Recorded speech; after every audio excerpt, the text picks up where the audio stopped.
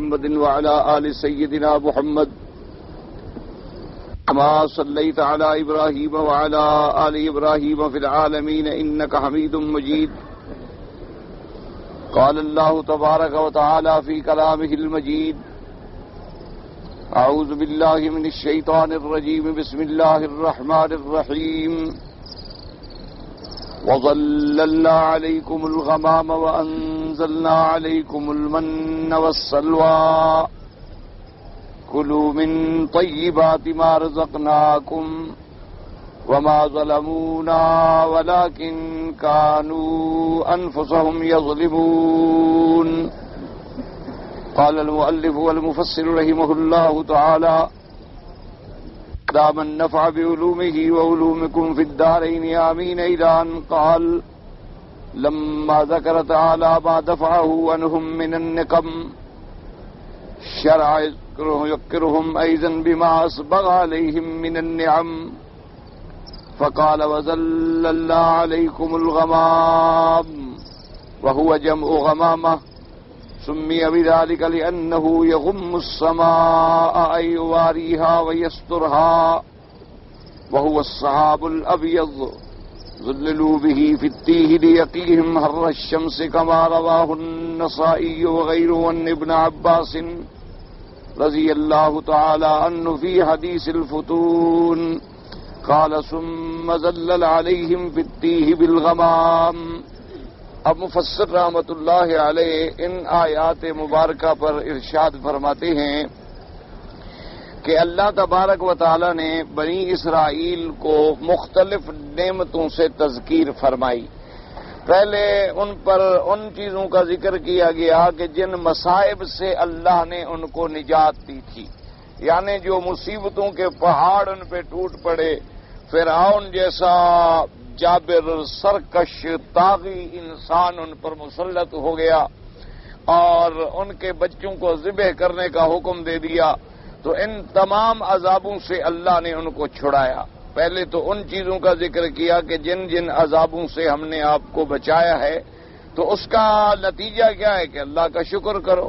لازمی اس کا نتیجہ یہ ہونا چاہیے کہ اللہ کی طرف لوٹو.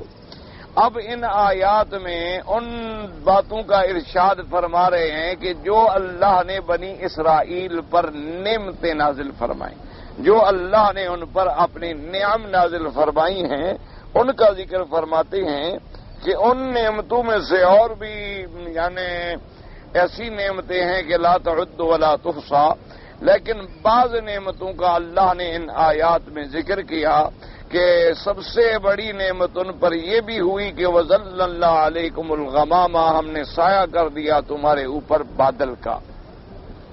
تو اس لیے مفسر فرماتے ہیں کہ پہلے تو اللہ نے انہیں ڈرایا ان چیزوں سے کہ جو ان پر نقم مصیبتیں تھیں ان سے ان کو بچایا، اور پھر اللہ پاک اس میں ان کی تذکیر کرتے ہیں کہ وہ کبھی ترغیب کبھی ترغیب، حالانکہ وہ بھی ترغیب ہے یہ بھی ترغیب ہے.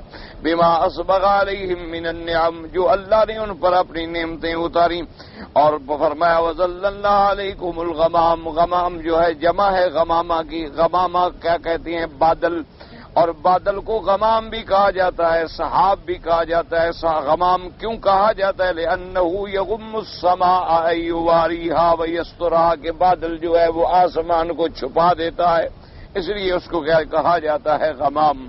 یغم یواریہا ویسترہا وہو السحاب الابیض، لیکن اس غمام سے مراد یہ ہے کہ وہ سفید رنگ کا بادل. ظللوا به في التيه ليقيهم حر الشمس، جب وہ میدان تیہ میں سرگردان پھر رہے تھے اور کوئی جائے پناہ نہیں تھی، تو اللہ تبارک و تعالی نے ان پر ایک سایہ فرما دیا اس سفید بادل کا. جیسے کہ مفسر رحمۃ اللہ علیہ فرماتے ہیں کہ امام نسائی نے بھی ذکر فرمایا حضرت ابن عباس رضی اللہ تعالی عنہ سے حدیث الفتون کے اندر، انہوں نے فرمایا ثم ظلل علیہم فی التیہ بالغمام، اللہ تبارک و تعالی نے ان پر سایہ فرما دیا اس جنگل میں، اس میدان میں. تیہ میدان کا نام بالکل سٹیل صحرا جس میں کوئی درخت بھی نہیں تھا، تو اللہ نے سایہ فرما دیا. لیکن یہ بات یاد رکھیں کہ یہ غمام عام سحاب نہیں ہے جو عام بادل ہوتے ہیں، یہ ایک خاص اللہ تبارک و تعالیٰ کی رحمت سے خاص بادل تھا. ایک بادل تو وہ ہے نا جو ہم آپ دیکھتے ہیں، یہ بادل موجود ہیں، اور یہ بادل جو ہیں وہ ہوائیں اٹھاتی ہیں اور اس کے بعد پانی کے قطرات کو اور بخارات کو اور اوپر جا کر یہ سحاب بنتے ہیں۔ یہ سحاب علیحدہ ہے۔ وہ سحاب جو ہے وہ خاص سحاب ہے سفید رنگ کا، اور جس کے بارے میں قرآن مقدس نے یہ بھی ارشاد فرمایا کہ جب محشر کا دن ہوگا، قیامت کا دن ہوگا، اللہ تبارک و تعالی نزول اجلال فرمائیں گے جیسے ان کی شان کو زیبا ہے، تو اور ملائکہ بھی اتریں گے تو وہ بھی اس بادل میں ہوں گے۔ هل ينظرون الا ان ياتيهم الله في ظلل من الغمام والملائکہ، اللہ تبارک و تعالی نے اس آیت میں جو ذکر فرمایا ہے، تو یہ بھی ایک خاص بادل تھا۔ اور اس بادل میں یہ بات بھی تھی کہ وَظَلَّلْنَا عَلَيْكُمْ، یعنی صرف ان کے اوپر تھا، یہ نہیں کہ باقی علاقے میں بھی ہو، یعنی خصوصی طور پر اللہ تبارک و تعالی نے رحمت فرمائی اور بنو اسرائیل کو اس حر شمس سے نجات دی جو میدان تیہ میں ان کو حاصل ہو رہی تھی، تکلیفیں ہو رہی تھی۔ تو یہ ایک خاص نعمت تھی جو اللہ تبارک و تعالی نے حضرت موسیٰ علیہ السلام کی دعا منظور فرمانے کے بعد ان پر فرمائی۔ قال ابن ابی حاتم روان ابن عمر والربیع ابن انس وابی بجرز والزاق وسدینہ وقول ابن عباس، ان سب حضرات نے بھی حضرت ابن عباس رضی اللہ تعالیٰ عنہ کے قول کے مطابق ارشاد فرمایا کہ اللہ نے ان پر بادل کا سایہ کر دیا۔ وقال الحسن وقتادہ وظللنا علیکم الغمام کان ھذا فی البریۃ، یعنی وہ صحرا میں تھے، جنگل، کوئی سایہ نہیں تھا۔ ظلل علیہم الغمام من الشمس، اللہ تبارک و تعالی نے سورج کی تپش سے بچانے کے لیے ان کے لیے بادل کا انتظام فرما دیا۔ وقال ابن جریر قال آخر وهو غمام ابرد من ھذا واطیب، ابن جریر رحمۃ اللہ علیہ نے دیگر مفسرین کا بھی قول نقل فرمایا ہے کہ وہ بادل جو ہے، جو موجودہ بادل ہم دیکھتے ہیں، وہ اس سے زیادہ ٹھنڈا بھی تھا اور زیادہ اچھا بھی تھا۔ وہ تو ایک خاص بادل تھا کہ اس کے ہونے کی وجہ سے ایک تو سائے کا بھی انتظام ہو گیا اور ایک یہ ہے کہ ٹھنڈک کا بھی انتظام ہو گیا، ان کی پریشانی جو تھی وہ ختم ہو گئی۔ وقال ابن ابي حاتم حدثنا ابي قال حدثنا ابو ذئفة قال حدثنا شبران ابن ابي نجيه عن مجاهد رحمه الله تعالى وظللنا عليكم الغمام قال ليس بالسحاب هو الغمام والذي ياتي الله فيه يوم القيامة ولم يكن الا لهم۔ اب مفسر رحمت اللہ علیہ فرماتے ہیں کہ حضرت مجاہد رحمت اللہ علیہ نے بھی اس آیت میں ارشاد فرمایا کہ غمام سے مراد یہ بادل نہیں ہے جو تم دیکھتے ہو، بلکہ یہ وہ خاص غمام ہے جس میں اللہ تبارک و تعالیٰ بھی نزول اجلال فرمائیں گے۔ اور اللہ تبارک و تعالیٰ قیامت کے دن وَلَمْ يَكُنْ لَهُمْ إِلَّا لَهُمْ، اور یہ غمام جو ہے خاص طور پہ ان کے لیے تھا اور کسی کے لیے نہیں تھا۔ وهكذا رواه ابن جرير وسنة ابن ابراهيم النبي حذيفة وكذا رواه الثوري وعروان ابن ابي نجيح وجاد وكانه يريد والله اعلم انه ليس من زي هذا السحاب بل احسن منه واطيب وابهى منظرا۔ اب مفسر رحمت اللہ علیہ فرماتی ہیں کہ معلوم یہ ہوتا ہے کہ ان کا مقصد یہ ہے کہ یہ بادل نہیں تھا جو ہم دیکھتے ہیں، بلکہ وہ ایک خاص بادل تھا جو اس سے خوبصورت بھی زیادہ تھا، بہتر بھی زیادہ تھا، اور باعتبار منظر کے بھی زیادہ حسین تھا کہ اللہ نے سارے انتظام ان کے لیے اسی ایک بادل میں فرما دیے۔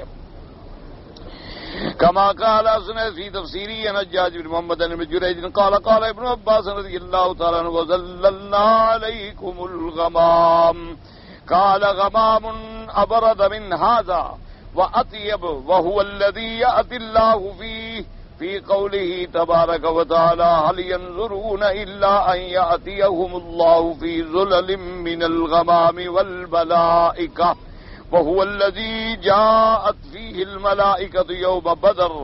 اب مفسر رحمت اللہ علیہ فرماتے ہیں کہ ایک روایت میں حضرت ابن عباس رضی اللہ تعالی عنہ کا یہ قول مبارک بھی ہے کہ وَظَلَّلْنَا عَلَيْكُمُ الْغَمَامِ، انہوں نے فرمایا کہ غمام وہ ایک ایسا بادل تھا ابرد من ھذا، جو موجودہ بادل ہیں ان سے زیادہ ٹھنڈا۔ اب دیکھتے ہیں نا جب بادل چھا جاتے ہیں اور اللہ تبارک و تعالیٰ کی رحمت سے موسم یکدم بدل جاتا ہے لیکن وہ اس سے بھی زیادہ ٹھنڈا اور اچھا تھا۔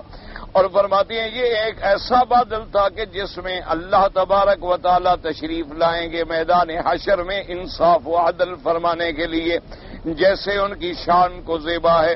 جیسے فرماتی ہیں اللہ نے قرآن میں بھی فرمایا کہ هل ينظرون الا ان ياتيهم الله في ظلل من الغمام والملائکہ، اللہ نے فرمایا کہ کیا یہ منکرین، یہ مکذبین اس وقت کا انتظار کر رہے ہیں کہ جب اللہ تبارک و تعالی تشریف لائیں گے بادل میں اور ملائکہ، یعنی جب وہ دن آ جائے گا پھر وہ تو فیصلے کا دن ہوگا، اس دن ان کو کیا فائدہ دے گا کوئی تاثر یا تندم، یعنی اگر انہوں نے افسوس کرنا ہے اور انہوں نے اپنے اعمال کی اصلاح کرنی ہے تو دنیا میں کر لیں، یہ تو نہیں کہ ہر آدمی مرنے کا انتظار کرے کہ جو جی مرنے لگیں گے تو ہم کلمہ پڑھ لیں گے، یا چلو جی جب ہم بوڑھے ہو جائیں گے تو پھر میاں 4 دن کی دیوانی جوانی ہے، فائدہ اٹھا لو، کھا پی لو، پھر جب بوڑھے ہو جائیں گے تو پھر ہم ٹھیک ہو جائیں گے۔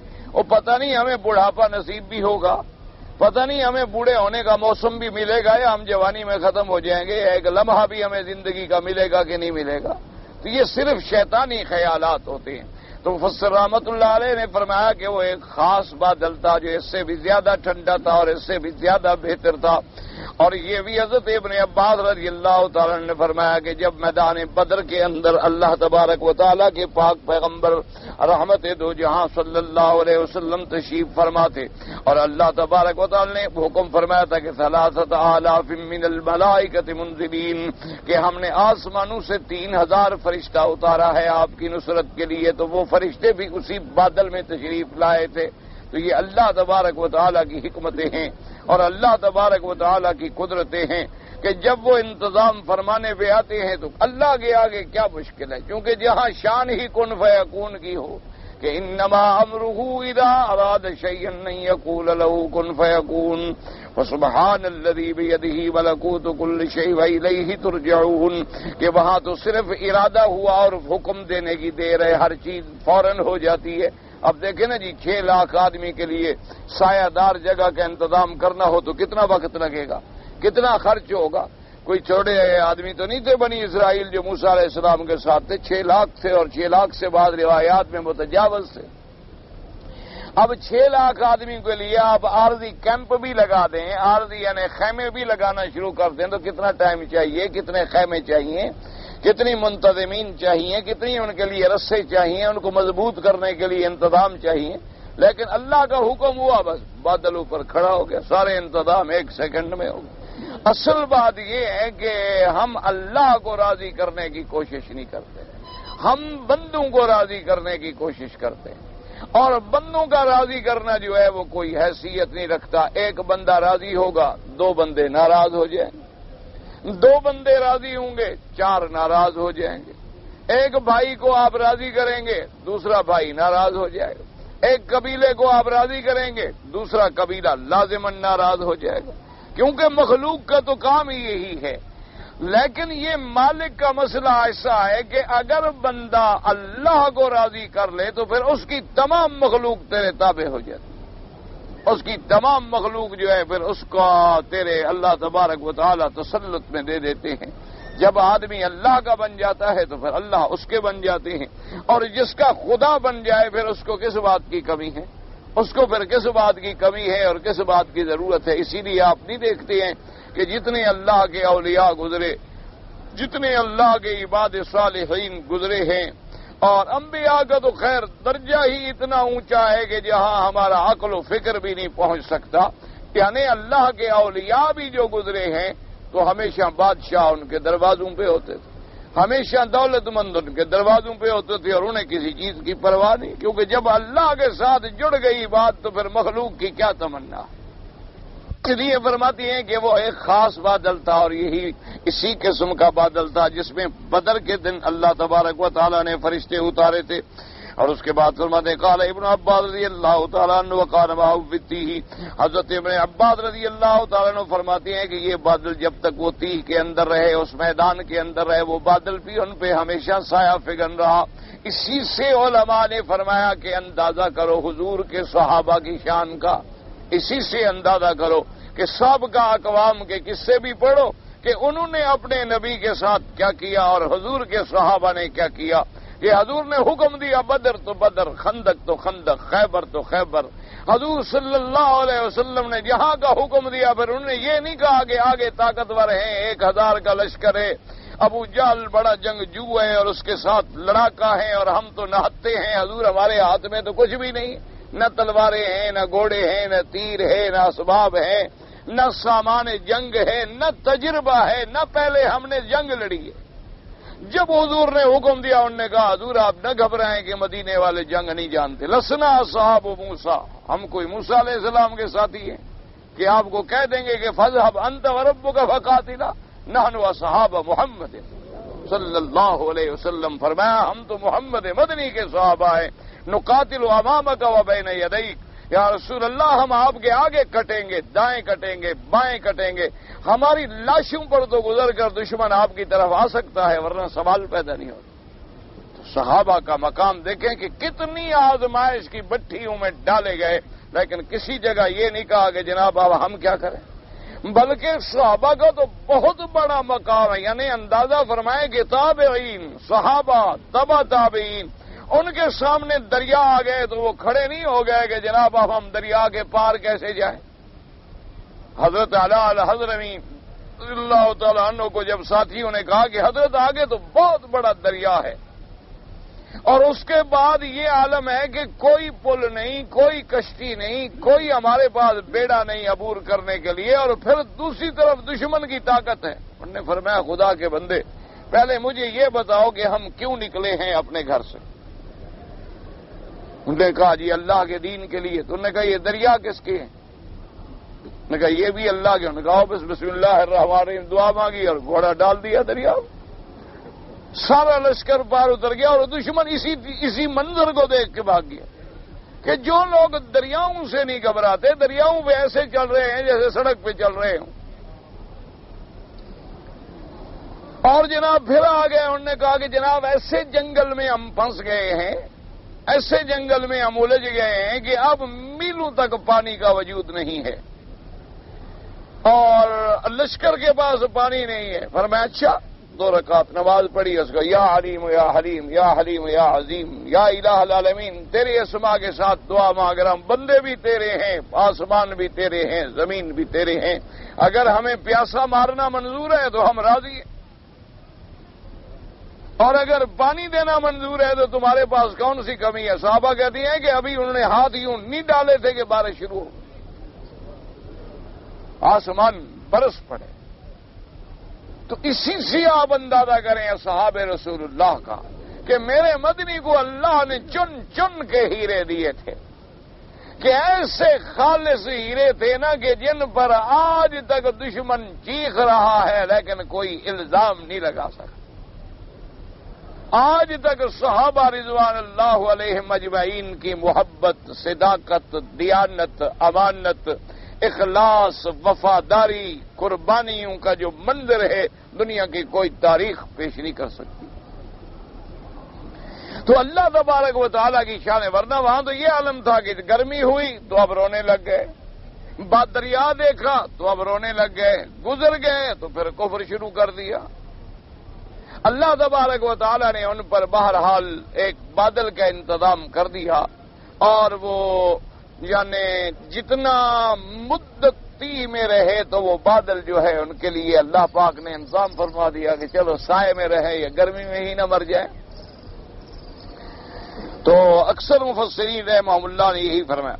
اب مفسر فرماتے ہیں وَقَوْلُهُ تَبَارَكَ وَتَعَالَى وَأَنزَلْنَا عَلَيْكُمُ الْمَنَّ وَالسَّلْوَىٰ، اور اتارا ہم نے تمہارے اوپر من اور سلوا. تو من اور سلوا سے کیا مراد ہے؟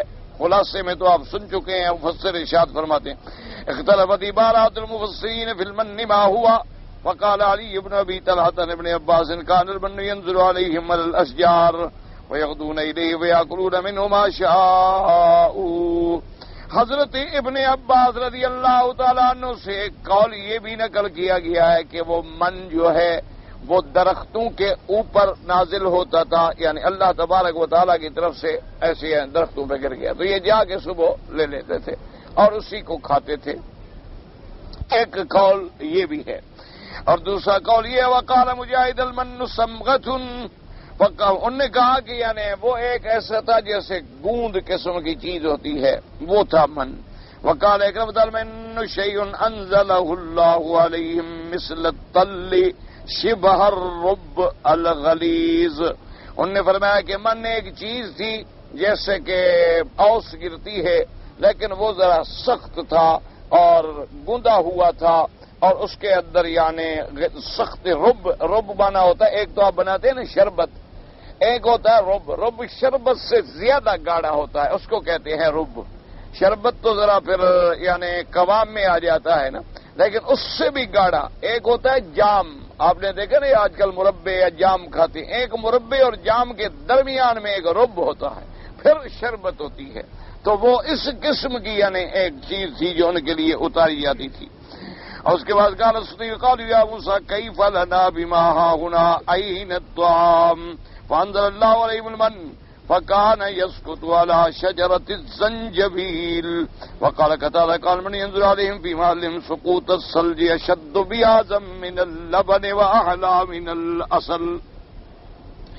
حضرت سدی رحمت اللہ علیہ فرماتی ہیں کہ جب تی میں آ گئے تو اس کے بعد کہنے لگے کہ موسیٰ علیہ السلام کیف لنا بما ہاہنا، اب ہم یہاں کیسے زندہ رہیں گے، کیسے زندگی گزاریں گے۔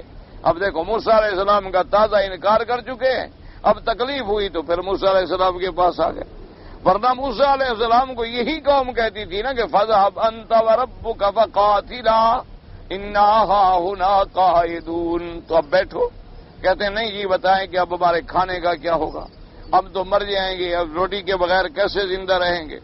فَأَنزَلَ اللَّهُ عَلَيْهِمُ الْمَنَّ، اللہ پاک نے ان کے لیے غذا میں من اتارا، اور من جو ہے کان یسکت علی شجرۃ الزنجبیل، زنجبیل یہاں معروف چیز ہے، سونڈ، یہ اس کو چائے وائے میں بھی ڈال کے لوگ پیتی ہیں، تو اس کے درخت کے اوپر وہ گرتا تھا۔ حضرت قتادہ فرماتے ہیں کان المن ینزل علیہم فی محلہم، حضرت قتادہ رحمۃ اللہ علیہ سے ایک قول ہے کہ من جو ہے یعنی وہ ان کے جگہوں میں جو ان کے جگہ بنی ہوئی تھی رہنے کی، وہ ان کے اوپر برستا تھا جیسے بارش یا جیسے برف گرتی ہے، جہاں برف باری ہوتی ہے نا، آپ دیکھیں تو ایسے دعاں دعاں دعاں دعاں دعاں دعاں گرے، ایسے وہ چیز ہر کسی کے مکان میں گرتی تھی، وہیں سے اٹھا لیتے تھے۔ اور وہ چیز ایسی تھی کہ ابیض من اللبن واحلی من العسل، کہ وہ من ایسے تھا کہ دیکھنے میں رنگت میں بالکل سفید اور مٹھاس میں شہد سے بھی زیادہ میٹھا۔ اسکت علیہم من طلوع الفجر الى طلوع الشمس یأخذ الرجل منهم قدر ما يكفيه يوم ذلك فسد ولم يبقى تهذا كان يوم السادس يوم الجمعة أخذ ما يكفيه يوم السادس يوم السابعين كان يوم عيد لا يشخص فيه أمر معيشته ولا يطلب لشيء وهذا كله في البرية۔ اب مفسر رحمت اللہ علیہ نے حضرت قتادہ کا یہ قول بھی نقل فرمایا کہ وہ من جو ہے اترتا تھا طلوع الفجر سے لے کر سورج نکلنے تک، یعنی جب صبح صادق کا وقت ہوتا ہے اس وقت وہ گرتا تھا اور سورج نکلنے تک وہ بند ہو جاتا تھا، اور ہر آدمی کو یہ حکم تھا کہ وہ اتنی لے لے جو اس دن کے لیے اس کو کافی ہو جائے۔ تو ہر آدمی جو ہے وہ اپنے قدر استطاعت یعنی اتنی لے لیتا تھا جتنی اس کی ضرورت ہوتی تھی۔ تو اگر وہ زیادہ لے تو پھر وہ ٹھیک نہیں رہتا تھا، وہ خراب ہو جاتا تھا، اس کے کھانے کے کام نہیں آتا تھا۔ اللہ جمعہ کا جب دن ہوتا تھا تو اس دن ان کو حکم تھا کہ وہ 2 دن کا لے لیں، کیونکہ جمعہ کا دن جو ہے اور پھر ہفتے کا دن ان کے لیے راحت کا دن تھا، تو اس دن بھئی ان کو اتنا بھی تکلیف نہ کرنی پڑے کہ اپنی غذا اٹھائیں اور غذا کو جمع کریں اور پھر اس کو رکھیں، اس کا انتظام کریں، تو اس دن ان کو اجازت تھی، ان کے علاوہ جو ہے اجازت نہیں تھی۔ اتنا حکم تھا کہ اتنا لے لو جتنی تمہیں تمہارے کھانے کے لیے کافی ہو جائے، اور یہ تمام جو ہے اسی صحرا میں اسی میدان تیہ میں ان کے ساتھ ہوتا رہا۔ وقال الربيع بن انس ان المن شراب كان ينزل عليهم مثل العسل يمزجونه بالماء ثم يشربونه۔ حضرت ربیع ابن انس کا ایک قول مبارک یہ بھی ہے کہ من جو ان پر اتارا گیا وہ ایک قسم کا شراب تھا، ان پر اتارا گیا وہ ایسے تھا جیسے شہد ہوتی ہے، اس کو وہ پانی میں ملا لیتے اور اس کے بعد پی لیتے۔ وقال وابن بن سئل عن المن فقال خبز رقاق مثل الذرۃ او مثل النقی۔ حضرت وہب ابن منبہ سے پوچھا گیا کہ من کس کو کہتے ہیں؟ انہوں نے کہا کہ گندا روٹی پتلی، بالکل رقاق، او پتلی روٹی کے جیسے دانے، اس کے دانے، اور مثل النقی، ایسی جو چھنی ہوئی چیز ہو۔ وقال ابو جعفر جرير حدثني محمد بن اسحاق قال حدثنا ابو احمد قال حدثنا اسحاق جابر بن عمرو الشعبي قال اصلكم هذا جزء من 70 جزءا من المن۔ ایک قول یہ بھی آیا ہے کہ یہ جو ہمارے وقت اس زمانے میں شہد پائی جاتی ہے، انہوں نے کہا گویا یہ 70 میں سے ایک حصہ ہے اس من کا، یعنی اس کی لذت، اس کا مٹھاس جو ہے وہ اس سے بھی 70 گنا زیادہ اعلیٰ اور زیادہ میٹھا اور زیادہ اعلیٰ تھا۔ وقضا قال عبد الرحمن بن زید الاسلم انه الاسر نے کہا کہ وہ بھی ایک قسم کی شہد تھی۔ وبقى في شعر امیۃ بن ابی السلطیہ قال ور اللہ انهم بمزین لا بذی مزرع ولا مسمورا، یعنی وہ ایک ایسی جگہ تھے کہ جہاں ضائع ہونے کا خطرہ ہوتا ہے، نہ تو وہاں کوئی مزرعہ تھا نہ آبادی تھی۔ فصنعها عليهم غاديات ويرى بطنهم خلايا وخورا اصلا ناطفا وماء فراتا وحلیبا ذات بہجت مزمورا۔ تو اللہ تبارک و تعالیٰ نے ان کے لیے صبح کے وقت میں ایسا انتظام کر دیا کہ ان کے لیے اتارا ان خالی جگہوں میں سے، کیا اتارا؟ فرماتے ہیں ایک ایسی شہد جو بالکل چنی ہوئی پسندیدہ، اور ایک ایسا پانی جو ٹھنڈا اور تازہ، اور دودھ ایسا جس کے اندر بڑی رونق والا اور جھاگ والا، یا کہتے ہیں مزمور مانا بالکل صاف، یعنی تو انہوں نے کہا کہ وہ بھی ایک اصل کی قسم تھا۔ فالناطف هو السائل اصلا ناطفا، یعنی شہد بہنے والا، والحلیب المزمور الصافی منہ، حلیب مزمور کہتے ہیں جو دودھ صاف کیا ہوا، جس میں کسی قسم کی کوئی آمیزش باقی نہ رہے۔ والغرض ان عبارات المفسرین متقاربۃ فی شرح المن، ومنهم من فسروا بالطعام ومنهم من فسروا بالشراب والظاہر واللہ اعلم۔ اب مفسر رحمۃ اللہ علیہ فرماتی ہیں کہ آپ یہ دیکھیں کہ مفسرین کے اقوال جو ہیں وہ تقریباً متقاربۃ المعنی ہیں، کیونکہ بعض لوگوں نے کہا کہ من جو ہے پینے کی چیز تھی، اور بعض نے کہا کہ کھانے کی چیز تھی، تو اس میں تو کوئی جھگڑا نہیں نا کہ وہ کھانے کی چیز تھی جو اللہ نے ان کے لیے اتاری۔ تو بہرحال وہ کہتے ہیں کہ اقوال جو ہے مختلفہ بھی ہیں، متقاربہ بھی ہیں۔ بعض نے کہا کہ وہ پینے کا ایک مشروب تھا جو اللہ نے ان کو عطا فرمایا، جیسے شہد ہوتی ہے، بعض نے کہا جیسے رب ہوتی ہے، بعض نے کہا کہ نہیں وہ دانے تھے اور جیسے غذا روٹی ہوتی ہے۔ تو بہرحال مقصود یہ ہے کہ وہ، اور مفسر رحمۃ اللہ علیہ فرماتے ہیں حقیقت بات تو یہ ہے کہ وہ اللہ جانتے ہیں، جیسے کہ میں نے خلاصہ تفسیر میں بھی عرض کیا تھا کہ جن چیزوں کے بارے میں اللہ کا قرآن وضاحت نہ کرے، جتنا قرآن ذکر کرے بس اسی پر ایمان لے آؤ، کیونکہ جن چیزوں کی وضاحت کی مخلوق کو ضرورت ہے وہ اللہ نے ضرور وضاحت فرما دی، لیکن جو چیزیں وضاحت کے بعد بھی ہمیں کوئی نفع نہیں پہنچاتی ہیں یا وضاحت نہ ہو تو ہمیں نقصان نہیں پہنچاتی، تو اللہ نے ان کا اجمالی ذکر فرما دیا۔ مانا یہ اللہ نے فرمایا کہ ہم نے بادل کا بھی سایہ کر دیا اور ان کے غذا کے لیے من اور سلوہ کا انتظام بھی کر دیا۔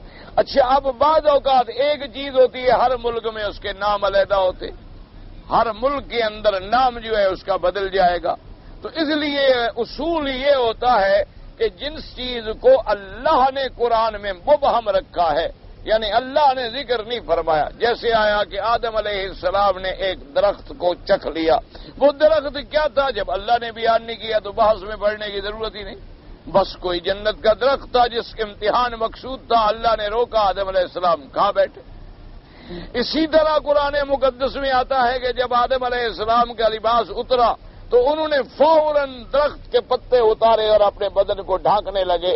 بھئی وہ پتے کون سے درخت کے تھے؟ اللہ عالم، ہمیں کوئی ضرورت ہی نہیں کوئی درخت کے پتے ہوں۔ اب آدمی اب بھی جنگل میں ہو اور ایسی واقعات پیش آ جائیں تو وہ پہلے پوچھنے تو نہیں جائے گا کہ میں کون سے درخت کے پتے پہنوں، جو اس کو نظر آئے گا وہ اٹھا کے اپنے بدن کو ڈھانکنے کی کوشش کرے گا۔ تو حضرت آدم علیہ السلام کو بھی جنت کے درختوں میں سے جو درخت جو ہے بڑے پتے والا نظر آیا اس کے پتے انہوں نے اتار دیے، اللہ نے ذکر نہیں فرمایا کہ وہ درخت کون سا تھا۔ تو اس لیے قاعدہ ہے، علماء نے لکھا ہے کہ اب ہموہ کما ابہمہ اللہ، اگر کسی چیز کو اللہ نے خود مبہم رکھا ہے اور اس کا بیان نہیں فرمایا تو تمہیں بھی اس بحث میں پڑھنے کی کوئی ضرورت نہیں ہے. تم بھی صرف اسی بات کو اتنا ہی جانو جتنی اللہ تبارک و تعالی نے بیان فرمایا. کیوں؟ اس کی حکمتیں اگر ضرورت ہوتی تو بیان فرما دیتے، اگر ضرورت ہوتی تو اس کی تفصیل بھی بیان فرما دیتے. اب علماء نے جو اقوال فرمائے ہیں یہ متقاربۃ المعنی ہے کہ بھئی وہ من کیا تھا، تو بعض علماء نے اس کا لغت کے اعتبار سے بحث کیا، بعض علماء نے اس کا روایات متقدمہ کتب اسرائیلیہ سے کوشش کی کہ ان روایتوں میں کیا ذکر ملتا ہے.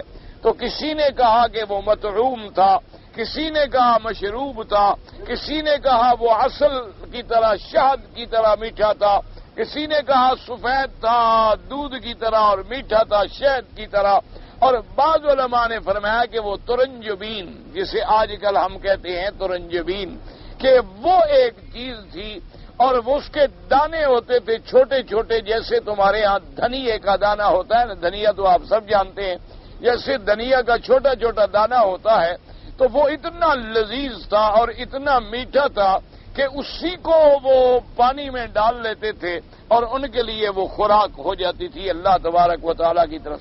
آج کل بھی آپ نے دیکھا ہے نا جی کہ بعض غذائیں جو ہیں وہ ڈبوں میں مثلا بند ہوتی ہیں، جیسے کارن فلاکس وغیرہ چیزیں ہوتی ہیں. اچھا، اس میں بعض چاولوں کے دانے، بعض جو ہوتے ہیں گندم کے دانے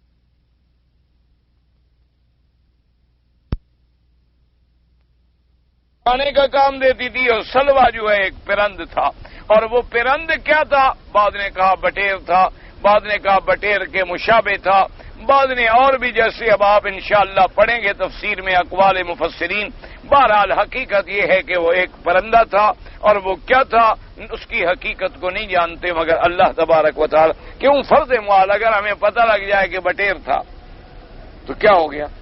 یہ ہمیں پتہ لگ جائے گا نہیں بٹیر نہیں تیتر تھا، یا ہمیں پتہ لگ گیا نہیں جی نہیں بٹیر بھی نہیں تیتر بھی نہیں وہ طوطا تھا، تو کیا ہو جائے؟ تو جس چیز کی بندوں کو حاجت نہ ہو اللہ بیان ہی نہیں فرماتا. اللہ تبارک و تعالی بیان وہ چیز فرماتے ہیں جس کی بندے محتاج ہوں، جن کا جاننا بندے کے لیے ضروری ہو اس کی تفصیل بیان فرما. مقصود یہ ہے کہ اللہ تبارک و تعالی نے ان پر ایک پرندہ بھیج، جیسے اللہ نے فرمایا کہ ہم نے کعبۃ اللہ کی حفاظت کے لیے ابابیل بھیجے.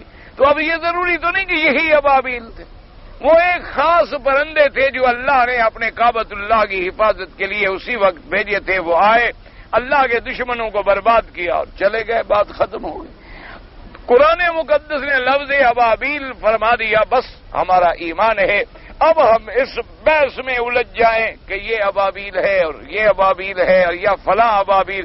اچھا، آپ اس ملک میں اس کو ابابیل کہتے ہوں، کسی دوسرے ملک میں کسی دوسرے پرندے کو ابابیل کہتے ہوں، کسی تیسرے ملک میں آپ چلے جائیں تو وہاں ابابیل کسی اور پرندے کو کہتے ہوں.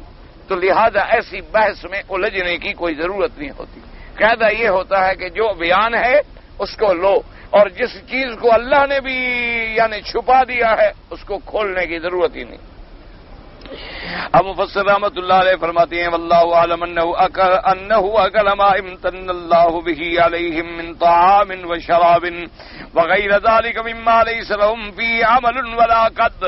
اب مفسر فرماتا ہے کہ حقیقت تو اللہ جانتے ہیں، مقصد اتنا ہے کہ اللہ نے ان کو کھانے اور پینے کا انتظام کر دیا بغیر کسی تکلیف کے، بغیر کسی محنت کے، کہ نہ ان کو محنت کرنی پڑتی. وہ پرندہ بھی خود بخود آ جاتا اور وہ من بھی ان کے اوپر خود بخود آگے گر جاتا، سایہ بھی اللہ نے بادل کا خود بخود بنا دیا اور کسی محنت کرنے کی ضرورت ہی نہ رہی. فالمن والمشور ان اکل وحده كان طعاما وحلاوة وان مزج مع الماء صار شرابا طيبا وان ركب مع غيره صار نوعا آخر ولكن ليس هو المراد من الآية وحده. اب مفسر رحمۃ اللہ علیہ فرماتے ہیں کہ من کے بارے میں جو مشہور بات ہے کہ من جو مشہور چیز ہے وہ کیا ہے، وہ فرماتی ہیں کہ اگر اس کو ایسے کھایا جائے تو بڑا لذیذ ہوتا ہے اور لذت دیتا ہے، جیسے کوئی حلاوہ کھا رہے ہوں آپ. اگر پانی میں ملایا جائے تو بہترین قسم کی شربت بن جاتی ہے. اگر اس کو کسی اور چیز میں ڈالا جائے تو ایک اور لذت پیدا کر دیتا ہے. لیکن فرمایا یہ نہیں ہے قرآن میں جو ہم پڑھ رہے ہیں، وہ اللہ جانتا ہے وہ حقیقت کیا ہے. جو ہمارے ہاں مشہور ہیں وہ یہ چیز ہے، وہی میں نے عرض کیا نا ترنجبین. اور یہ ترنجبین جو ہے طبیب لوگ جو ہے نا دماغ کے امراض میں استعمال کرتے ہیں، یعنی اس کو اگر پیسا جائے اور جن لوگوں کو مالا کھولیا ہو جاتا ہے یا سودا زیادہ ہو جاتی ہے، کیونکہ انسان کے اندر مادے ہیں، بعض بلغمی مادہ ہوتا ہے، بعض دموی مادہ ہوتا ہے، بعض صفراوی مادہ ہوتا ہے اور بعض سوداوی مادہ ہوتا ہے۔ تو جس چیز کا بندے پہ غلبہ ہو جاتا ہے نا تو پھر وہ زیادہ ہو جائے وہی مادہ تو آدمی پر پھر اثرات مرتب ہوتے ہیں۔ تو سوداوی مادہ جن لوگوں پہ غالب ہو جاتا ہے تو وہ ہر کسی سے لڑیں گے، اس سے بھی لڑے گا، اس سے بھی لڑے گا، چھوٹی چھوٹی بات پہ گھروں میں جھگڑا کر دے گا اور جناب اپنے آپ کو بھی نقصان پہنچائے گا، کبھی کوئی چیز اٹھا کے خود کو بھی مار دے گا، یعنی پاگلوں کی طرح حرکتیں کرے گا۔ تو اس کے اندر وہ مادہ سودا زیادہ ہوتا ہے۔ تو جو سمجھدار طبیب ہیں وہ علاج کرتے ہیں کہ یہ مادہ کم ہو جائے اور اعتدال پہ آ جائے۔ جب وہ اعتدال پہ آ جائے گا وہ ٹھیک ہو جائے گا، چونکہ وہ تو مادہ تھا زیادہ جو ہو رہا تھا اس کو کم کر دیا گیا۔ تو طبیب جو ہے اس کو سودا میں اور مالا کھولیا میں استعمال کرتے ہیں کہ اس کو پیس کے اس کا سنگھاتے ہیں کہ ان کا دماغ جو ہے ٹھیک ہو جائے۔ اسی لیے بعض علماء نے ایک دور کا قول بھی نقل کیا ہے کہ اللہ نے بھی ان پر یہ چیز نقل کی کہ ان کا دماغ ٹھیک نہیں، کہ کبھی موسیٰ علیہ السلام کو کچھ کہتے ہیں کبھی کچھ کہتے ہیں تو ان کا علاج بھی ہو جائے، کبھی کہتے ہیں جاؤ لڑو پھر آ جاتے ہیں جی ہم تو بھوکے مر رہے ہیں مہربانی کرو روٹی پانی کا تو انتظام کرو۔ بھئی کون سا تم نے ہمارا کہنا مانا ہے کہ اب ہم تمہاری روٹی پانی کا بھی فکر کریں؟ تو اس لیے اللہ تبارک و تعالی نے ان پر ایک ایسی چیز اتاری کہ جو ان کے روحانی اور جسمانی دونوں بیماریوں کا علاج ہو سکے۔ بعض علماء نے ایک قول یہ بھی لکھا ہے کہ اللہ عالم، حقیقت جو ہے وہ اللہ جانتے ہیں، اور جو جامع بات ہے وہ یہ ہے کہ ان کے کھانے اور پینے کا بغیر محنت کے اللہ نے انتظام کر دیا۔ فرماتے والدلیل على ذلك قول البخاری رحمہ اللہ تعالی حدثنا ابو نعیم قال حدثنا سفیان عبد الملک بن عمیر بن حریث سعید بن زید رضی اللہ تعالی عنہ قال قال النبي صلی اللہ علیہ وسلم الكمأة من المن وماؤها شفاء للعين وهذا الحديث رواه الامام احمد بن سفیان بن عیینة عبد الملک وابن عمیر به واخرجه الجماعة في كتب الله ابو داود من طريق عبد الملک وابن عمیر به وقال حسن صحیح۔ اب مفسر رحمۃ اللہ علیہ فرماتے ہیں کہ دلیل ایک یہ ہے کہ امام بخاری رحمت اللہ علیہ نے فرمایا ایک روایت میں انہوں نے نقل کیا ہے کہ ایک حدیث پاک میں ہے کہ سعید ابن زید رضی اللہ تعالیٰ عنہ کہتے ہیں، وہ فرماتے ہیں کہ میں نے حضور پاک سے سنا قال قال النبی صلی اللہ علیہ وسلم، انہوں نے فرمایا کہ الکمأۃ من المن، انہوں نے فرمایا کہ یہ کما کہتے ہیں یہ بارش ہوتی ہے نا صحرائی علاقوں میں، تو بارش ہونے کے بعد زمین سے ایک سفید قسم کی چیز ہوتی ہے اوپر جیسے ٹوپی لگی ہوتی ہے، اس کو کہتے ہیں کما۔ یہ عام صحراؤں میں آپ نے دیکھا ہوگا۔ اچھا لوگ وہ کچی بھی کھا لیتے ہیں اور اس کو سکھا کے پھر اس کا سالن بھی بناتے ہیں، جسے ہماری سرائکی میں یا بلوچی میں کھمبی کہتے ہیں، تو عام جو عربی میں اس کو کما کہتے ہیں۔ تو میرے حضور آقا سرکار مدینہ نے فرمایا کہ یہ جو کما ہے نا، یہ کھمبی جو زمین سے بارشوں کے بعد نکلتی، یہ بھی اس من کی ایک قسم ہے، یعنی جیسے اللہ نے ان کو غذا دی تھی من کی بغیر محنت کے، تو یہ بھی تو بغیر محنت کے ہوتی ہے نا، ہم کوئی کاشت تو نہیں کرتے نا۔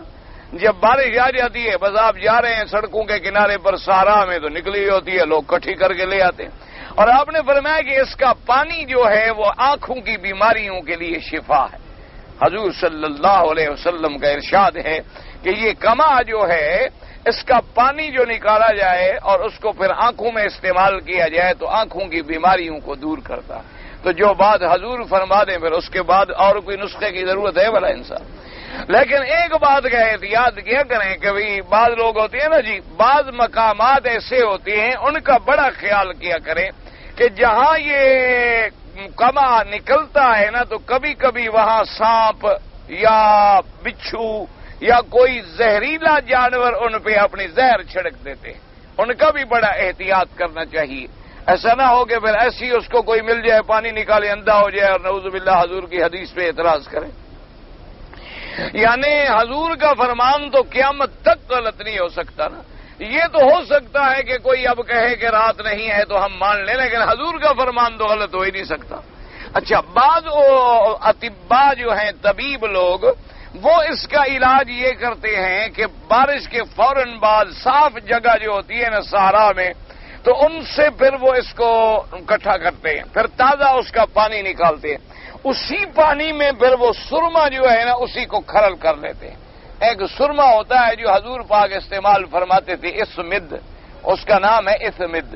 یہ سرما جو ہم استعمال کرتے ہیں یہ تو سیاہ رنگ کا ہوتا ہے نا، اور وہ ہوتا ہے نسواری رنگ کا، بنی رنگ کا، یعنی مقصد ہے کہ ہلکا سرخ قسم کا جیسے ہوتا ہے نا پتھر، تو اس رنگ میں وہ ہوتا ہے۔ لیکن آج کل لوگ بڑا جھوٹ بولتے ہیں، سب کہہ دیتے ہیں اس میں دے، اس میں دے، اس میں نہیں ہوتا۔ بہرحال اگر کوئی صحیح آدمی ہو جو اللہ والا ہو، جس پر اعتبار ہو کہ وہ دھوکہ نہیں دے گا، اور اس بیچارے کو بھی خود پتا ہونا کہ اس میں دے کیا ہوتا ہے۔ اب مجھے کوئی اس میں دلا کے دے، میں تو کہوں گا اس میں دے، کیوں؟ مجھے جو اس نے کہہ دیا کہ جناب یہ اس میں دے، تو میں بھی کہتا رہوں گا کہ جی اس میں دے، اور میں سچا ہوں کیونکہ مجھے تو دینے والے نے کہہ دیا ہے نا۔ اس آدمی سے لیا جائے جو اس کو پہچانتا ہو، اور اسی اسمد میں اگر آپ زمزم کا پانی بھی اور اسمد بھی اور اسی اس کھمبی کا پانی نکال کے اس کو کھرل کر کے سرما بنا لیں تو انشاءاللہ تمام بیماریاں جو ہیں آنکھوں کی وہ ختم ہو جاتی ہیں۔ اللہ تبارک و تعالیٰ کی رحمت ہوتی ہے اور کوئی مشکل بھی نہیں ہے۔ مکہ مدینہ میں آپ کو اسمد بھی مل سکتا ہے، اور جب بارش ہو جائے تو ماشاءاللہ میدان عرفات میں اور یہ جموم میں اور ان وادیوں میں بے انتہا کما ہوتی ہے ماشاءاللہ۔ اور اس کے بعد زمزم بھی الحمدللہ اللہ کی نعمت عظیمہ بھی ہمارے پاس موجود ہے۔ اصل میں یہ ہے کہ جن لوگوں کو ذرا جذبہ ہوتا ہے نا اسلام کا، تو ان کے لیے تمام علاج روحانی ہوں یا جسمانی ہوں سب اللہ کے قرآن میں موجود ہے۔ ایک دفعہ یہ میرے خیال میں پچھلے رمضان المبارک کی بات ہے یا اور رمضان المبارک کی بات ہے، مجھے پورا یاد نہیں ہے، تو افطار کے وقت میں ایک آدمی نے ماشاءاللہ مجھے کہا کہ آج میرے ساتھ افطار کریں، تو میں نے کہا بہت اچھا۔ تو بہرحال مکے مدینے میں کھجور اور زمزم کی نعمت تو عام ہے، اس میں تو کوئی شبہ نہیں۔ تو بہرحال مدینہ پاک کی اس نے کھجوریں اور وہ بھی اجوا ماشاءاللہ، یعنی اہتمام کرتے ہیں لوگ کہ اچھی سے اچھی کھجور جو ہے وہ سارا سال حفاظت سے رکھتے ہیں عرب، تاکہ رمضان المبارک جب آئے تو ہم تازہ کھجور استعمال کریں۔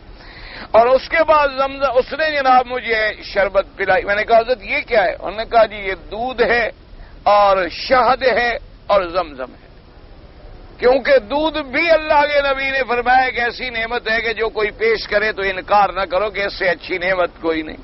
شہد کے بارے میں اللہ نے قرآن میں فرما دیا شفا ہے، زمزم کے بارے میں حضور پاک نے فرما دیا کہ شفا و سقم طعام و طعم و شفا و سقم، کہ زمزم کا پانی غذا کی غذا ہے اور بیماریوں کی شفا ہے۔ تو جب یہ تینوں چیزیں شفا کی، اور اجوا کے بارے میں حضور نے فرما دیا کہ جو 7 دانے افطار میں صبح میں کھائے گا سارا دن اس پر کوئی جادو بھی اور کوئی زہر بھی اور ایسی چیزیں بھی اثر نہیں کریں گی، تو اس نے کہا جی میرا رمضان میں یہ معمول ہے کہ میں ان چیزوں کو اکٹھا کر کے شربت یہ بناتا ہوں، تازہ کھجور یہ استعمال کرتا ہوں، الحمدللہ سارا سال نہ بیماری میرے قریب آتی ہے نہ کمزوری میرے قریب آتی ہے، بالکل ٹھیک ہوں۔ اور ڈاکٹر مجھے دیکھتے ہیں تو حیران ہو جاتے ہیں کہ 80 سال کا بوڑھے ہو لیکن تمہاری حرکات جو ہیں قلب کی اور اعصاب کی اور نبض کی ایسے معلوم ہوتا ہے جیسے 16 سال کے جوان لڑکے ہو۔ انہوں نے کہا جی یہ میرا نسخہ ہے اور کوئی نسخہ نہیں، یہ میں استعمال کرتا۔ اچھا کون سا مشکل ہے؟ لیکن نہیں، ہم جناب جائیں گے شربتیں ڈھونڈیں گے، اور جی کوئی ذرا ایسی شربت دو جو فارن کی باہر کی بنی ہوئی ہو، تاکہ اس میں یقیناً حرام ہوگا انشاءاللہ۔ جو باہر کی بنی ہوئی ہوگی نا اس میں یقیناً انشاءاللہ حرام ہوگا۔ زیادہ نہ ہو تو پیشاب کا 1 قطرہ ڈال دو، الکوہل کا 1 قطرہ ڈال دیا تو کیا بن گیا؟ بھائی جانے پوری بوتل میں اگر الکوہل کا شراب کا 1 قطرہ بھی پڑ گیا، شراب میں اور پیشاب میں کیا فرق ہے؟ وہ بھی حرام ہے وہ بھی حرام، فرق کیا ہے؟ الکوہل میں اور جو شراب کا باپ یعنی ماں جو ہے وہ الکوہل ہے، یوں سمجھ لیں اس کی ماں جو ہوتی ہے نا جو بچے جنتی ہے وہ الکوہل ہے۔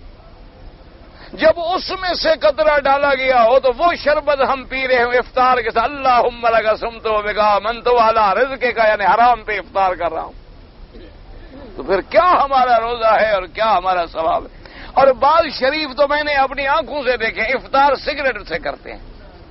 نہ انا للہ پڑھو، حقیقت نہیں ہے، غلط ہے۔ سارا دن بیچارے انتظار میں ہوتے ہیں نا، روزہ تو رکھ لیا، پھنس گئے کہ مسلمان ہیں یار روزہ نہیں رکھیں گے، یہاں کوئی شکایت کر دیتے یہ تو سیدھا بھی کر دیتے ہیں ماشاءاللہ۔ ان کے پاس تو خیر انتظام ہے الحمدللہ، جو نماز نہ پڑھے روزہ نہ رکھے ان کے پاس ٹھیک ٹھاک انتظام، یہ اللہ کی رحمت سے 24 گھنٹے میں اس کو ٹھیک ٹھاک روزے دار بنا دیتے ہیں۔ تو اب جناب وہ افطار کر رہا ہے کہ سگریٹ سے۔ ایسے روزے دار تو آپ نے روز کا کافی دیکھے ہوں گے نا جو روزے میں گالیاں دیتے ہیں، ایسے روزے دار بھی آپ نے کافی دیکھے ہوں گے کہ روزہ رکھ کے فلم دیکھتے ہیں، ایسے روزے دار بھی آپ نے کافی دیکھے ہوں گے کہ روزہ لگ رہا ہے یار ذرا کوئی ٹیپ ریکارڈر پہ کوئی اچھی سی کوئی کیسٹ لگاؤ نا گانے کی۔ ایسے روزے کا کیا فائدہ ہے؟ اسی لیے حضور نے فرمایا تھا کہ جو آدمی یہ برائیاں نہیں چھوڑ سکتا پھر بلا وجہ اپنے پیٹ کو بھوکھا نہ مارے، اس روزے کا کوئی فائدہ نہیں۔ فرمایا اللہ کو کوئی ضرورت نہیں کہ وہ بھوکھا پیاسا رہے، مقصد تو روزے کا یہ تھا کہ اپنے نفس کو حرام سے روکے، اپنی زبان کو حرام سے روکے، اپنے دماغ کو حرام سے روکے، اپنے قوات شہوانیہ کو حرام سے روکے، عقل شرب جماع کو حرام سے روکے۔ جب اللہ نے اپنی بیوی کا جماع حرام کر دیا تو غیروں کو دیکھتا رہے تو پھر روزے رکھنے کا کیا فائدہ؟ اصل اس لیے ہمارے یہاں فائدہ نہیں ہوتا، ورنہ آپ اسی حدیث پہ عمل کر لو جس کو امام بخاری رحمت اللہ علیہ نے نقل فرمایا ہو، اس حدیث کی صحت میں کوئی شبہ ہی باقی نہیں الحمدللہ۔ اور جب حدیث صحیح ہو تو پھر ہمیں علاج کی ضرورت نہیں۔ لیکن آج کل تو انگریز نے ہمیں سبق پڑھایا ہے کہ سرما نہیں پہننا، مرد سرما نہیں پہنتے، سرما ہوتا عورتوں کے لیے۔ آج کل آپ دیکھ لیں، آج کل تو سرما پہننا انہوں نے عیب بنا دیا ہے نا، کوئی بڑا آدمی مجال ہے کہ سرما پہنے، سوال پیدا نہیں ہوتا۔ کیوں؟ انگریز نے منع کیا۔ اور پھر دماغ میں یہ بٹھایا جی پتھر ہوتا ہے اور اس میں جناب سکہ ہوتا ہے اور اس میں جس ہوتا ہے اور اس میں معدنیات کے اثرات ہوتے ہیں اور آدمی اندھے ہو جاتے ہیں۔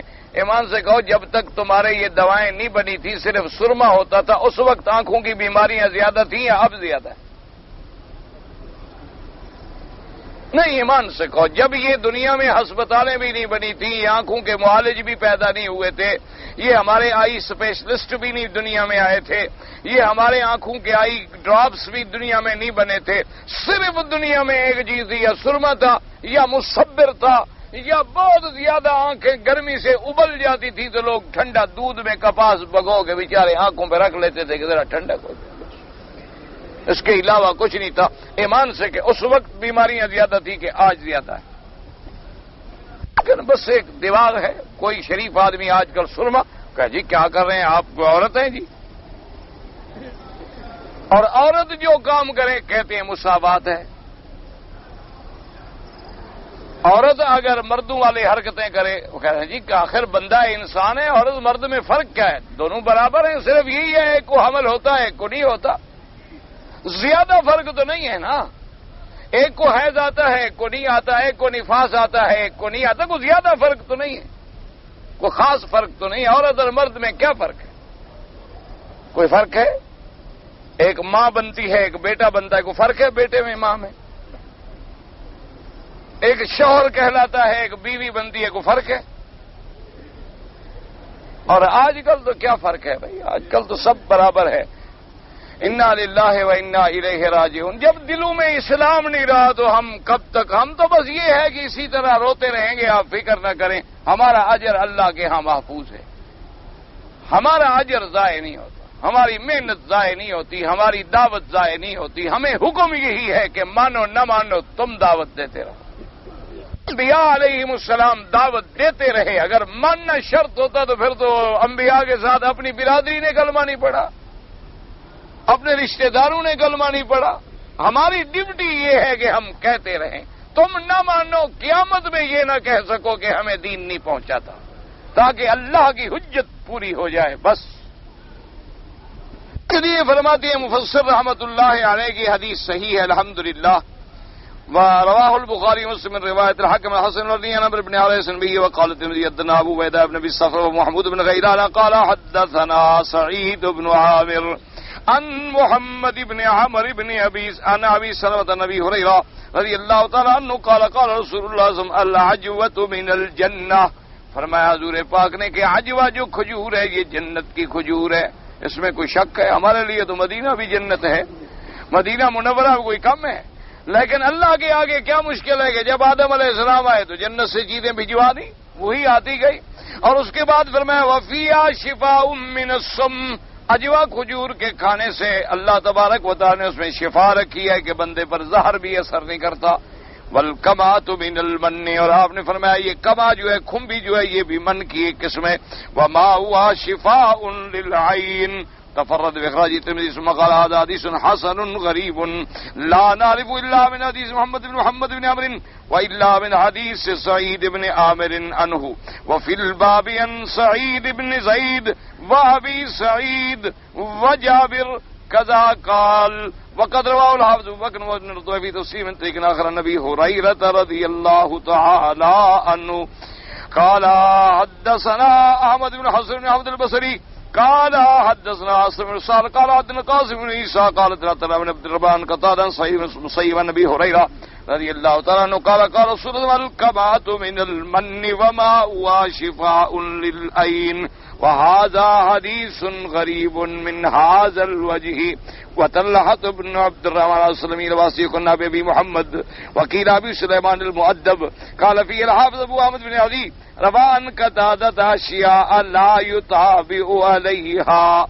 تو بہرحال مفسر رحمۃ اللہ علیہ فرماتی ہیں تو یہ حدیث جیسے کہ یعنی اس کے بارے میں احادیث میں ذکر آیا ہے، تو اسی طرح من جو ہے وہ بھی اللہ کی ان کے لیے ایک نعمت تھی، اور اس کی تفاصیل اور حقیقت اللہ جانتے ہیں، واللہ عالم۔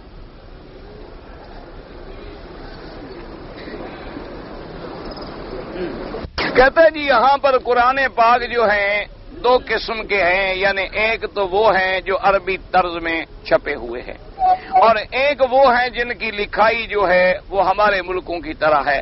تو اس میں کہتا ہے کہ سورت الدہر اور سورت حامیم سجدہ لکھا ہے۔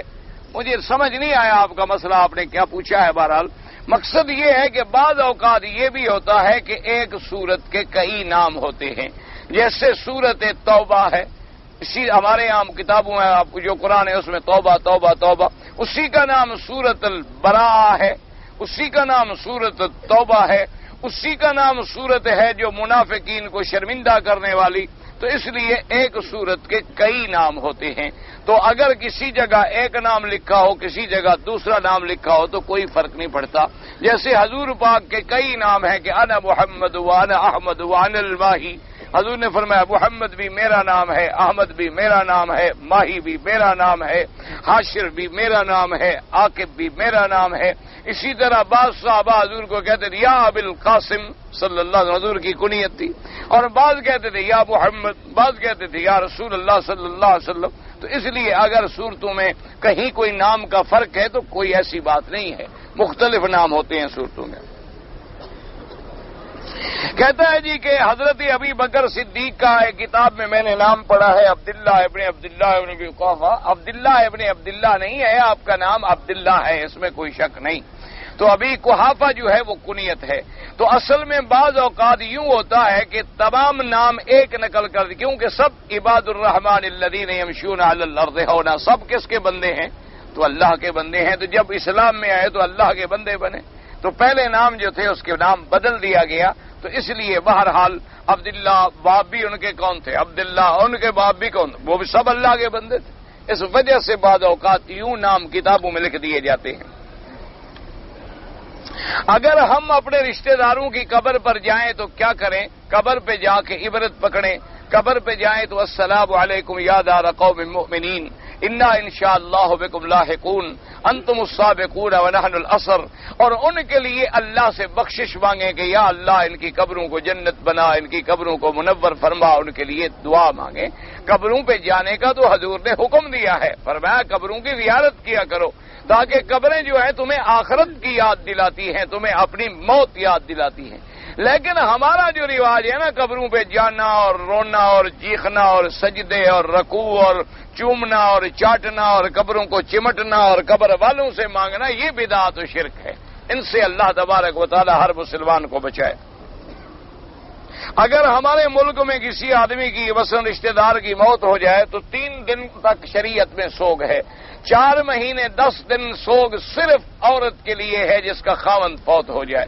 باقی کوئی بھی آدمی فوت ہو جائے 40 دن نہیں بلکہ 3 دن شریعت کا سوگ ہوتا ہے. سوگ کا کیا معنی ہے کہ اس کے گھر والے غم میں ہیں اور لوگ جو ہیں جائیں ان کے ساتھ ہمدردی کریں, ان کے گھروں میں کھانا بھیجیں, ان کے پاس جا کے بیٹھیں, ان کو تسلی دیں, انا للہ و انا الیہ راجعون, بھائی اللہ آپ کو اجر دے, اللہ آپ لوگوں کو صبر دے, اللہ تبارک و تعالی مرنے والے کو جنت نصیب کرے, اللہ اس کی اولاد کی حفاظت فرمائے, ان کو اچھا کرے. ان کے پاس جائیں, ان کو ملیں, ان کی تسلی کریں, ان کے پاس کھانا لے جائیں, پھل لے جائیں تاکہ ان بیچاروں کی ہمدردی ہو. یہ نہیں ہے کہ کوئی مر جائے تو تم بھی ان کے اوپر سر پہ سوار ہو جاؤ کہ باقی بھی اچھی طرح ہمارے کھانے کی وجہ سے مر جائیں.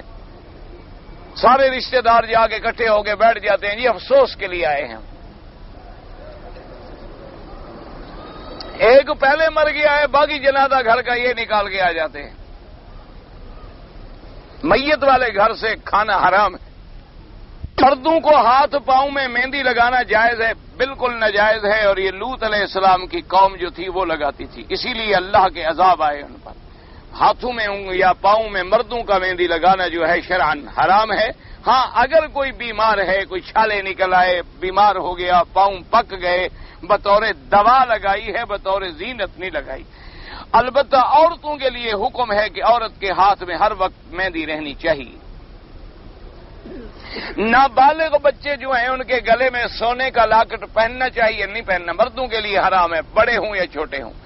مقصد یہ ہوگا کہ نابالغ کو تو گناہ نہیں ہوگا, وہ تو ہے بچہ, پہنانے والوں کو تو گناہ ہوگا نا, وہ تو بچے نہیں ہیں, وہ تو نابالغ ہے. غریب چھوٹا بچہ پیدا ہوا, اس کو تو پتہ نہیں میرے گلے میں آپ نے لوہا ڈالا ہے, سونا ڈالا ہے, چاندی ڈالا ہے, یہ لکڑی ڈالی, اس بیچارے کا تو قصور نہیں, لیکن ڈالنے والے گناہگار ہیں. کہتے ہیں جی کہ اگر میاں بیوی آپس میں راضی ہیں اور لڑکی کے رشتہ دار جو ہیں وہ جھگڑے میں آ کے انہوں نے خاوند کو زبردستی باندھ کے اگر طلاق لے لی ہو تو وہ طلاق ہو جاتی ہے. امام ابو حنیفہ رحمۃ اللہ علیہ تو بھائی بڑے سخت ہیں, ان کے نزدیک تو طلاق کے معاملے میں کوئی رعایت ہے ہی نہیں. وہ تو کہتے ہیں بس کسی طرح بھی اس کی زبان پہ لفظ آیا طلاق ہو گئی. لیکن بہتر یہ ہے کہ طلاق کے معاملے میں یہاں جو قاضی ہیں, محکمے ہیں, ان سے باقاعدہ آپ فتویٰ حاصل کیا کریں اور اس کے مطابق عمل کر لیں. آپس میں 2 آدمیوں نے لڑکی ایک دوسرے کے بیٹے کو دیا, بعد میں جھگڑا ہو گیا, مسئلہ تو جھگڑا ہو گیا تو میں کیا کروں, اللہ سلو کرائے.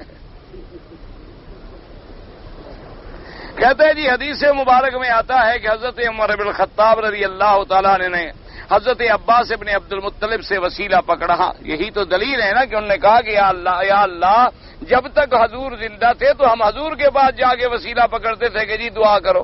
اب حضور کی وفات ہو گئی تو وفات کے بعد وسیلہ ہم پکڑ نہیں سکتے, تو لہذا ہم حضرت عباس کو لائے ہیں, اب ان سے ہم دعا کرا رہے ہیں.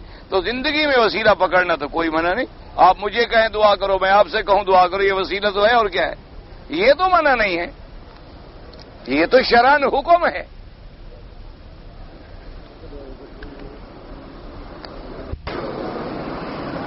میں نے سعودیہ میں کام کرنے آئے, موقع ملنے پہ حج کر لیا تو الحمدللہ. پھر اپنے وطن سے اللہ نصیب کرے تو آئیں, کوئی ضروری تو نہیں ہے, آ گئے تو آ گئے, اللہ نے آپ کو موقع دے دیا, حج کر لیا آپ نے. جی اگر ہم اپنے وطن سے باہر آنے کے بعد یہ 77 میل آنے کے بعد دوسری جگہ نیت کریں, ہاں اگر مسافر ہیں آپ اور ایک جگہ آ گئے, آپ کی نیت ہو گئی کہ میں یہاں 15 دن رہوں گا, تو اب آپ مسافر نہیں رہیں گے, آپ مقیم ہو جائیں. یعنی یہ بھی امام صاحب کے نزدیک, بعض ائمہ کے نزدیک 3 دن بھی کافی ہے. مجھے عربی نہیں آتی, نماز میں اتحیات درود نہیں پڑھتا, تو کیا پڑھتے ہو آخر؟ دیکھو جب تک نہیں آتی جو کلمہ بھی تمہیں آتا ہے وہی پڑھتے رہو, نماز اللہ قبول کر لیں گے. لیکن مہربانی کر کے سیکھو. اتنا عرصہ آنے کے بعد, اللہ کے حرمین میں آنے کے بعد آدمی کو نماز بھی نہ آئے تو بڑے افسوس کی بات ہے. مسجد نبوی میں اگر کسی نے ناپاکی میں نماز پڑھی, توبہ کرے اور نماز لوٹائے. میرے ماموں کا بھائی کا پتہ نہیں دماغ خراب ہو گیا, اللہ پاک جن کے بھی دماغ خراب ہیں سب کو صحیح فرمائیں, شفا عطا فرمائیں. جو بھی بیمار ہیں اللہ سب کو شفا عطا فرمائیں. نماز کی حالت میں سجدے والی جگہ پر نظر ہو، اسی میں تواضع ہے۔ امام شافعی فرماتے ہیں کہ کعبہ سامنے ہو تو دیکھے۔ اگر ایک آدمی نماز پڑھ رہا ہے تو دوسرا اس کے پیچھے کھڑے ہو کے جماعت بنا لے تو امام شافعی رحمۃ اللہ علیہ اور امام احمد ابن حنبل رحمۃ اللہ علیہ کے نزدیک جائز ہے۔ امام ابو حنیفہ رحمۃ اللہ علیہ فرماتے ہیں یہ دیکھنا ہوگا کہ آگے جو نماز پڑھ رہا ہے اس کی نماز کیا ہے، اگر اس کی بھی فرض ہے اس کی فرض ہے تو جھگڑا ہی نہیں، لیکن اگر وہ نفل پڑھ رہا ہے اور پیچھے فرض پڑھ رہا ہے، وہ کہتے ہیں امام کو مقتدی سے زیادہ قوی ہونا چاہیے۔ اگر غسل کرتے ہوئے پیشاب نکل جائے یا ریح خارج ہو جائے، پیشاب کر لیا جائے تو غسل ہو جائے گا نہیں، اس کے بعد پھر آپ کو وضو کرنا ہوگا باقاعدہ۔ وضو کریں گے تو غسل ہوگا نا، وضو کر کے پھر غسل کریں گے۔ اگر غسل کرنے سے پہلے میں نے وضو کی نیت کر لی، صرف نیت نہیں، وضو بھی تو کرو نا، صرف نیت کر لی تھی تو نہ آپ نے منہ میں پانی لیا نہ آپ نے ناک میں پانی لیا تو وضو تھوڑا ہو جائے گا۔ صرف نیت نہیں، مقصد ہے کہ وضو بھی کر لو، اس کے بعد غسل بھی کر لو تو وہی وضو کافی ہے، دوبارہ وضو کرنے کی ضرورت نہیں ہے۔ ایک سلام جب پھر جائے تو نمازی جماعت میں شامل ہو، تو جماعت ہی ختم ہو گئی تو جماعت میں شامل کیسے ہوگا؟ جب ایک طرف امام نے سلام پھیر دیا نماز ختم ہو گئی۔ کہتا ہے جی آج کل جو خوشبوئیں ہیں، پرفیوم وغیرہ ہیں، وہ لگا کے نماز ہو جاتی ہے۔ نماز تو انشاءاللہ ہو جائے گی، لیکن احتیاط یہی ہے کہ آدمی احتیاط کرے، کیونکہ بعض لوگ کہتے ہیں اس میں الکحل ہوتا ہے، اور بعض کہتے ہیں کہ نہیں اب انہوں نے کوئی نیا چیز بھی ایجاد کی ہے اور بغیر الکحل کے بھی بناتے ہیں۔ اب یہ بہرحال تحقیق کر لیں، الکحل ہو تو احتیاط کرے نہ لگا۔ اما حوا کا اور پتہ نہیں جی کیا ہے مزار مبارک کہاں ہے، تو بہرحال جب اللہ کا کعبہ آپ کو مل گیا تو اس سے اما حوا کا مزار کو زیادہ شان رکھتا ہے کہ خدا کے گھر میں آنے کے بعد بھی قبریں ڈھونڈ رہے ہو، ابھی تک قبروں کی حسرت نہیں گئی۔ جدے میں ہے، اللہ کو پتہ ہے، کسی حدیث میں تو ہے نہیں، تاریخوں میں آتا ہے کہ جدے میں ہے، کسی حدیث مبارک میں ذکر نہیں۔ اور اگر یہ ہوتا خدا کے بندے تو کم از کم صحابہ تو جاتے نا وہاں، اور کسی قبر کے لیے سفر کر کے جانا تو شریعت میں ناجائز ہے، حرام ہے۔ ہاں اگر آپ مثلا جدے میں ہیں اور چلے گئے تو کوئی منع نہیں، جیسے مکے میں رہتے ہوئے قبرستان جائیں کوئی منع نہیں۔ ایک ہے کہ یہاں سے سفر کر کے جاؤ کہ اماں کا قبر ڈھونڈ رہا ہوں، تم اپنی ماں کی قبر تو پہلے اس پر فاتحہ پڑھ لو کافی ہے۔ ہماری اقرب والدہ ہے، کیونکہ بی بی حوا یا جتنے یاد رکھو جتنے انبیاء گزر چکے ہیں ان کی قبروں کی صحیح معنی میں تعین کسی سے